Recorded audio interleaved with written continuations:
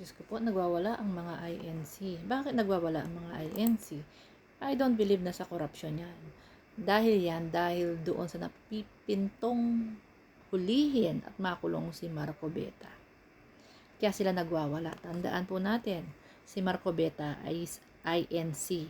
May posisyon sa INC. At syempre, INC nung nakaraang administrasyon kay Digong meron silang posisyon sa gobyerno. At itong si Marco Beta ang kanilang pinakasusi ba para mas makaangat pa, makakuha pa ng mas mataas na posisyon aside sa senator. Sa tingin ko, ito yung gusto nilang gawin na vice president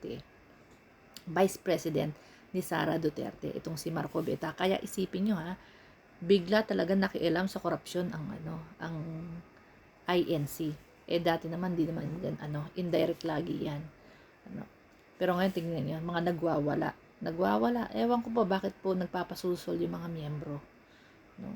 Gusto nilang ito naman kasing kaso na to ni Marco Beta siya naman ang gumawa niyan Siya gumawa niyan, siya mismo sa bunganga niya nang galing yung mga ebidensya na yan na isinampa sa kanya.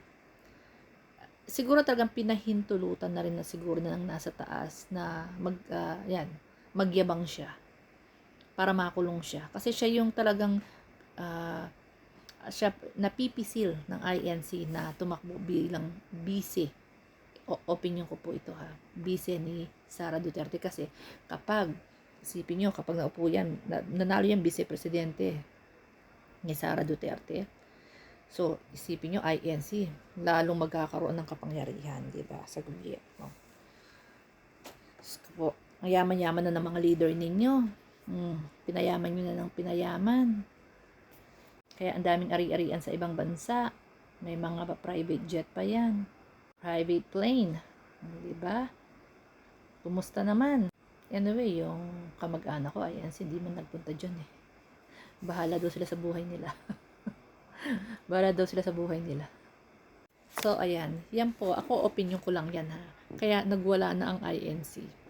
Is dahil nga, ikukulong na si Marco Beta na siya mismo nagpahamak sa sarili niya, sa kayabangan niya. And, si Marco Beta na may posisyon sa INC na naging senator, kauna-unahang INC member na naging senator, at yan ang pinupush nila na maging vice-presidente in my perspective. Okay? Yan. Pinakamataas. Siyempre, mas lalakas po ang kanilang kapangyarihan kapag isang INC naging vice tapos magiging presidente.